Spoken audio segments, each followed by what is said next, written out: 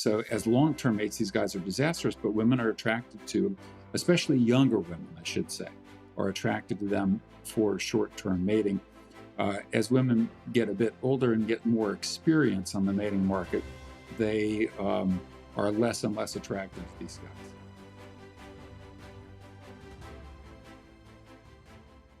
So Dark Triad, you mentioned this is sexy for many women. What is it that these men are doing? You kind of mentioned the sexy sun hypothesis.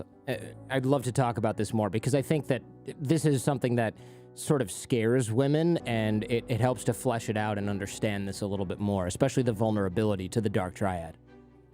Yeah, well, so Dark Triad guys are often very charming. They're very exciting. They're often very socially skilled. They put themselves at the center of attention, and we know that status is in part determined by the attention structure. High status people are those to whom the most people pay the most attention. So attention is a critical resource, and the attention structure influences that. High Dark Triad guys put themselves in the center of attention. They're often very charismatic. They have verve. They tell stories in front of the group. And so those are all cues to status. Women are attracted to status. Also, the risk taking. So these guys are risk takers. So they have the confidence, and that's another thing women are attracted to, as you well know. And so they display a lot of characteristics that women find very attractive in the short run. Mm-hmm. But these guys are disasters in the long run because they're statistically more likely to cheat, more likely to fleece the woman, get into her bank account, abandon her, cheat on her, be unfaithful, trade up at a drop of a hat. So as long-term mates, these guys are disastrous, but women are attracted to them, especially younger women, I should say, are attracted to them for short-term mating. As women get a bit older and get more experience on the mating market, they are less and less attracted to these guys.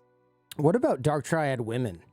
These are women who are more likely to mate poach, so they don't feel any moral qualms about sleeping with their friend's boyfriend or husband.